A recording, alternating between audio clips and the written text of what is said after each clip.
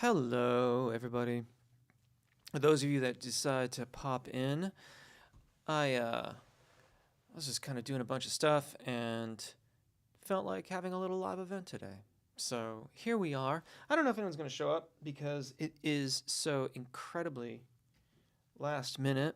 Let me switch screens here.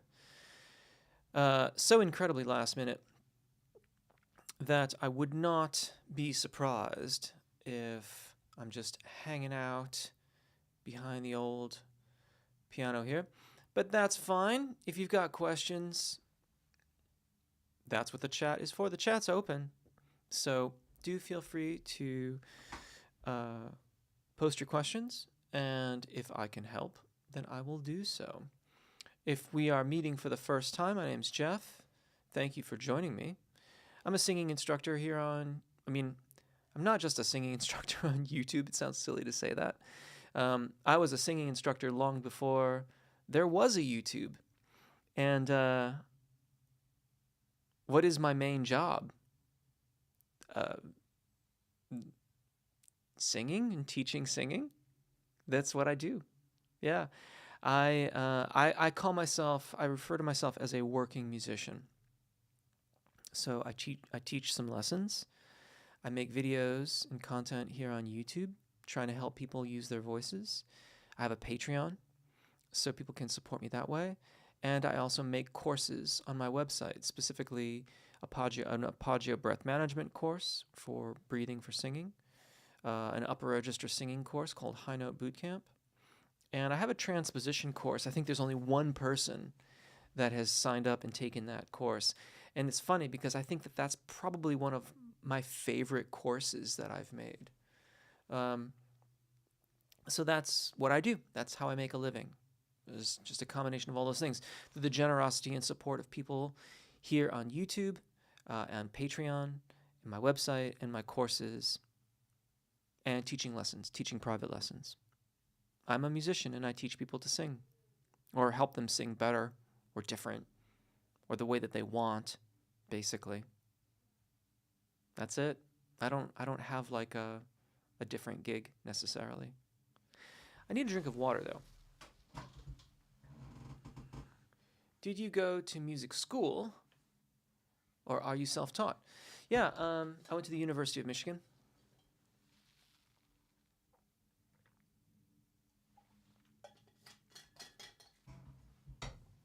I went to the University of Michigan School of Music. I have bachelor's and master's degrees in music performance. I was a saxophone major, and I also studied voice at the school. And then I kept on studying voice after I graduated. And here we are. Hi, Jeff. But yeah, I went to music school and did it was awesome. I was just talking about it with someone yesterday. Talk about like immersing yourself in what you love. It was pretty awesome. And I loved like it seems like there's always this back and forth on music theory and ear training, and it seems like frequently people want to avoid it. Is the impression that I get. And I have to tell you that it just opened my eyes in ways I didn't realize were possible. That the more I understood the mechanics of what I was listening to, the more awe and I was already like fairly much in awe of music and still am. But the more that I understood the intricacies of it, it just blew my mind. It made it even better. So, my 2 cents. Hi, Jeff. How can I stay in pitch while singing a song? Are there exercises that can help? Yeah, of course. I mean, it's funny. You should bring that up. So all the exercises on my channel are meant to help you with vowel alignment and Apagio breath management. As you become more advanced, then you can do some of the more full range stuff where you're also working on registration event practices. I really would suggest like separating those out. So if you pick a warm-up video that doesn't have full range in the title, you'll only be working in the so-called comfortable range of whatever voice you might think you are.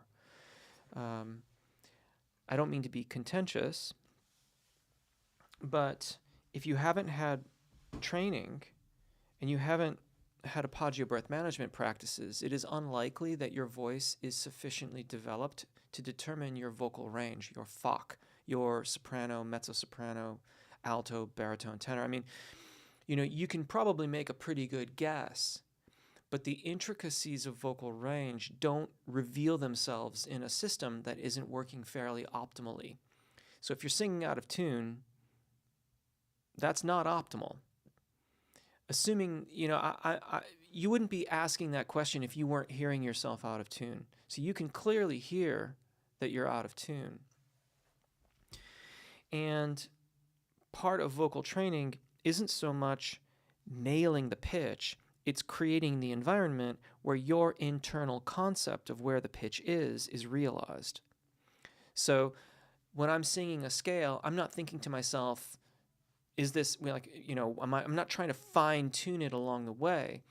I know where the pitch is orally, ear training wise, and I have cultivated the environment, Apagio breath management and good vowel alignment, such that when I move to that next pitch, it is in tune. Right? It's the idea of anticipating as opposed to responding. So the practices on my channel will help you with the physical side of it, but you also have to work on the ear training aspect of it too, having an idea of where the next pitch is. And this doesn't have to be super complicated, and it's not that hard. You just have to do a couple minutes a day. Literally, right? Do, re, mi, fa, sol, la, sol, mi, ti, do. It's a little bit flat on the T, but there you go. Like, you have to cultivate the aural skills to know where these pitches are. And that will help you anticipate it, and that will help you be in better intonation. That will help your intonation.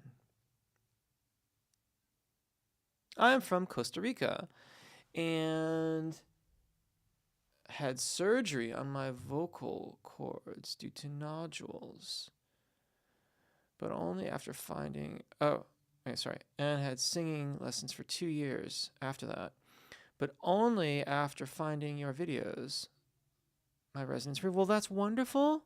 Well, I'm sorry that you had the nodules, but I'm really, really glad that the videos have helped. That is what they are for, and thank you for thank you for sharing that. That's such a catchy phrase. Thank you for sharing, but thanks for sharing that with me. I wouldn't hear about it otherwise, and I'm super glad that they helped. May it ever be thus. I need to see if I can increase. Oh yeah. There's some text size that I can actually read. Okay. I believe that's Jorge. Improved, and I started to sound better and understand and feel the technique. So I really thank you. Well, thank you. You're very welcome. You're very, very welcome. Chris. Hey, Jeff, thanks so much for your lessons. You're very welcome, Chris. Thanks for joining me today. Chunks of history. I love it. Is there a way to reduce the effects of or adapt to Rinke's edema? Used to be able to do, I don't know what that is. A lot more without issues than now. Done a lot of training, different training to work with it. I don't know. I'd have to look that up. I am, jump in and correct me if I'm wrong here. I am assuming, because you've included the word edema, that there's some swelling that's happening. And maybe I'm wrong about that, but I have to assume that there's a certain sort of special circumstance because it has a name to it. Rinke's edema. I had vocal edema about 18, 18 months ago, 24 months ago, and they scoped out my throat and could clearly see it.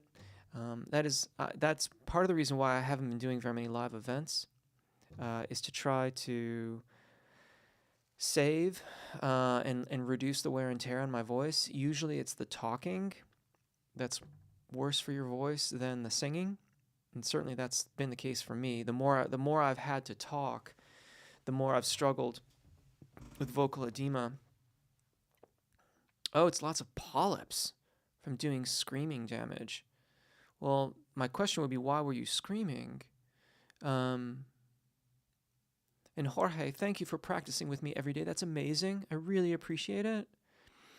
I mean, if you're doing the screaming in the context of what you're singing, you may need to adapt your technique a little bit. You might look into Melissa Cross's work. I'm not really the screaming expert. I know I've watched her video, The Zen of Screaming, and what it sounds like she's doing is applying more of a vocal fry technique to it, but you should check it out and see for yourself if that's what you're doing. But it sounds like are they just like self-perpetuating then? Are they like not going away? I would hope that they would go away after a time. But then if you're just screaming some more in the music that you're doing, they're going to come back. So might have to do some balancing out here. Maybe check out that video if you can find it, by Melissa Cross. I thank you for your baritone warm-ups. I watched your video about the superpower of a baritone voice. How can I improve and even find the power in my voice consistently? Consistency in your voice comes with consistent practice. So you've got to identify the skills that need work in your voice, and then work on those skills. It sounds simple, right? But sometimes it's easier said than done. So making some recordings of vocalizations can help with that. Listening for inconsistencies in vowels. Listening for inconsistencies in tonal onsets, in phrase turnarounds. This is why people get teachers, like get lessons with people like me, because the smallest inconsistencies will translate into bigger problems elsewhere in musical phrases. So, like when you're singing your scales,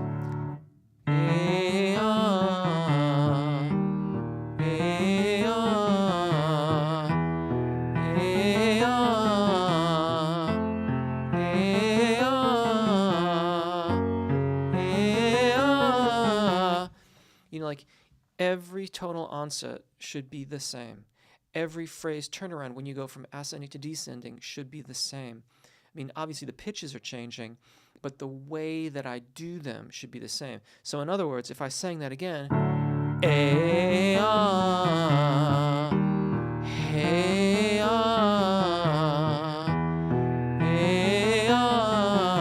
three phrases, three different tonal onsets. Now, I intended to do that, so that's kind of different. But if it's happening unintentionally, you need to practice that. If the turnaround changes,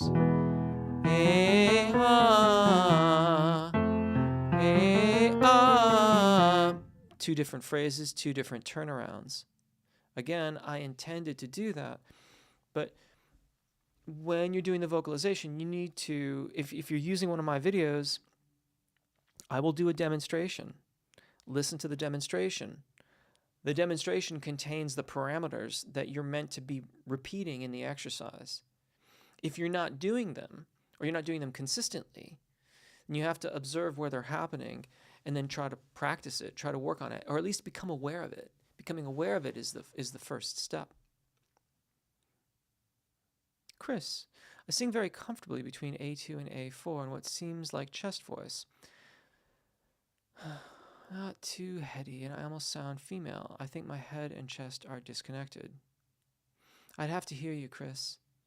Aren't you the one that you said you had the polyps? Or is it somebody else? No, it's Chunks of History. Okay, sorry, Chris. I'd have to listen to you to really, really hear.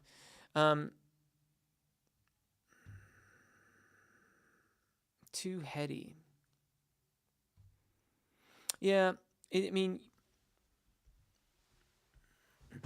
you're probably I don't know. It's hard for me to say. I don't want to talk out of turn. But what you're describing sounds consistent with pushing beyond where your voice would normally have a registration event. And then when you've pushed it so far that you can't do the registration event at the secondo passaggio, then when you flip over, 'cause in like A4 is where baritones flip into what's called the falsetto register, not to be confused with a falsetto sound. Okay? When people sound falsetto-y, I'm not talking about the same thing. Check out my old video on demonstrating vocal ranges. It's like, I forget what it's called. It's like demonstration video or something like that. It's like 8 minutes long. When you sing into the falsetto register of your voice, having done the previous registration events correctly, you will have consistent tone quality beyond that. So that's kind of what you're describing, but without hearing you, I'm kind of talking out of turn. Jorge, right now I am working to improve my confidence and sensation for my high notes. Almost getting it. Brilliant. That's wonderful. Adriano, can you do fry techniques or some screaming? Not really. I mean, I think I've done a video or two on vocal fry, but that's not really what I focus on in my own singing. And I've had very few clients ask me to teach them how to do vocal fry. Usually, when I'm working with clients who do a lot of screaming and a lot of vocal fry, we're working on ways to minimize the impact of that on their voice. So I've had some really cool metal vocalists that I've had the pleasure of working with, but they already knew how to do the vocal fry. They already knew how to do the scream. I mentioned Melissa Cross's Zen of Screaming. I'd check it out. That, I got to tell you, I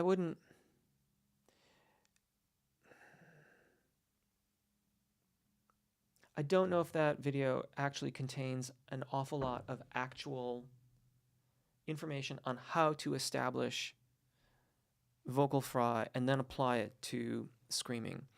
What I can tell you is that if you're looking to find vocal fry, is your first step.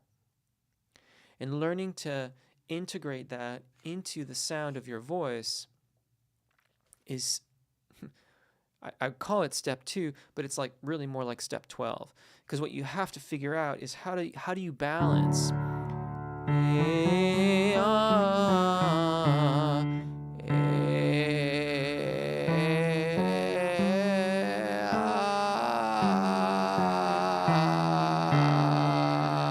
how do you get those two things to balance out so you're not grinding your vocal folds and doing a lot of aggressive damage to them. And it's not really something that I spend a lot of time doing. My thing is really registration event practice, specifically the secondo passaggio for tenors and baritones, and primo passaggio for sopranos and mezzo-sopranos, and arpeggio breath management. Certainly, a vowel alignment practice is critical in that too.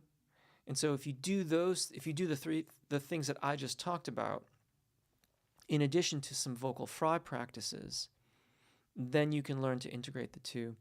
But yeah, I'm probably not going to go much beyond that just in talking about it today. Chunks of History, you're very welcome. Yuck. That's funny. It's a really cool user ID. I'm surprised you got that.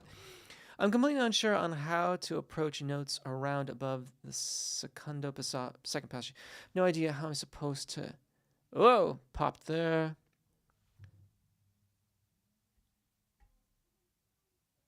Supposed to even really sound. Yeah, I mean, so yuck. It's funny. So, okay, shameless self-promotion. I just today started a 3-part series talking about that, based upon the people who are signed up to my newsletter on my website. So you can always unsubscribe. I don't spam, things like that. You also get access to my AAA method, which is free. But I'm talking about all that stuff right now in these live events. It's a smaller audience because obviously this is open to all of YouTube, and your question got through. Sometimes they do, sometimes they don't. But if you sign up for the newsletter, then I'm going to send out the link from the newsletter exclusive live event that happened earlier today. I'm going to send that out so you can watch that.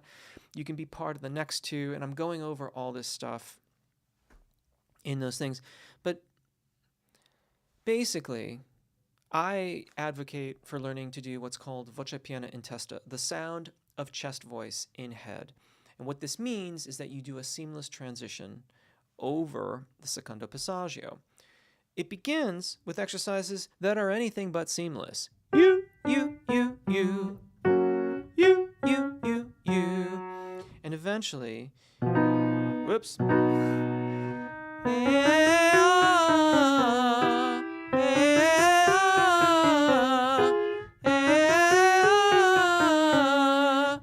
So the highest note there was that note, which is a semitone higher. Hopefully that camera is still on. A semitone higher than that, right? You, you, you, you. But my secondo passaggio, my break is right here. And that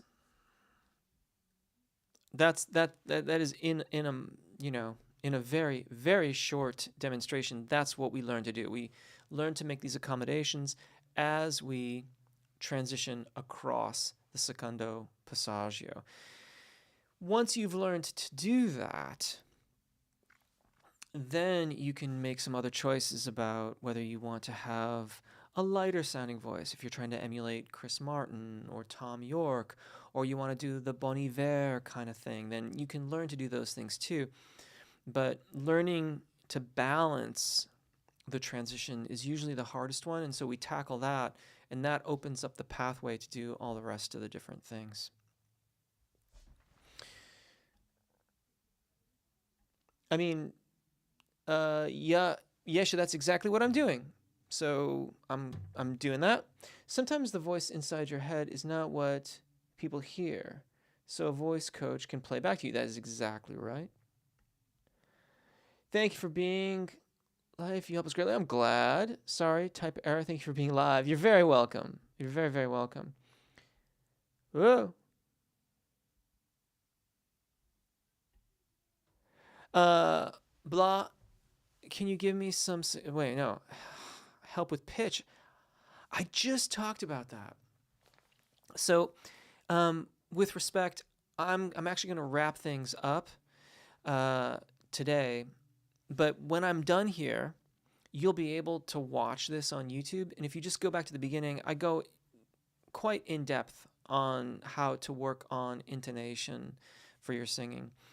My online course is going to be announced in probably Sunday or Monday. So if you get on the newsletter, there's a bunch of different special offers and things like that. I haven't finalized everything yet, so I don't have an answer for you. I'm sorry. But that's all coming out, and it does include some really cool special add-ons to sweeten the deal. So I think it's going to be really awesome, and I'm really excited about it. But yeah, check in with the newsletter and the secondo passaggio. But you know what you can start with, actually? There's a playlist here on YouTube which is totally free. And it's if you go into the playlists on my channel, How to Sing High Note series is what it's called. There's 3 videos. In my course, I break all of it down by vocal range and by step exercises, one at a time, to help you smooth out the registration event over the secondo passaggio. So, if I may, check out the playlists and check out the high note series in the playlist. Maybe you don't need a course. Maybe that will do it for you and you can just work through that. And that would be amazing.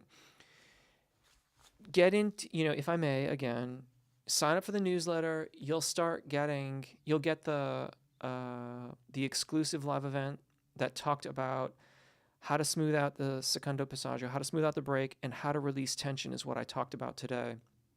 You'll get that video, which you can't otherwise get. And then there'll be 2 more that you can also get.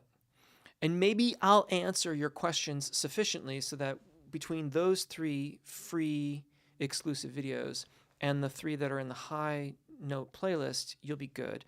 But if not, then you can consider the course. You can always ask me questions about it offline, and we can talk about it,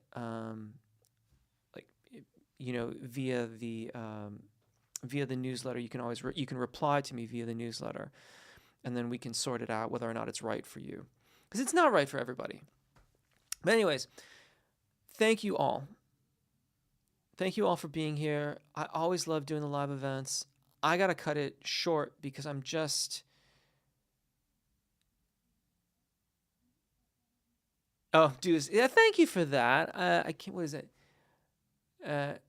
Neeby's Bookway. Thank you for that. I truly appreciate the kind words. That's very kind of you. Anyways, I gotta go because I need to make sure that I'm not overdoing my voice. Have a wonderful day. Enjoy the videos here on YouTube. Check out the High Note playlist over here on YouTube. It's in the playlists. You'll find it. If you want to get in on the exclusive live events I'm doing, as for the High Note stuff, go to my website, jeffrolka.com, sign up for the newsletter, get on the email list. You can always unsubscribe. I don't sell it to anybody. I should really be emailing that list more frequently, and I just don't. But at any rate, you'll be part of the exclusive live events I'm doing, and we'll get all this stuff hammered out. At any rate, thank you so much for being here. Have a wonderful day. Take really good care of your voices and all that stuff. I'll see you around. Bye.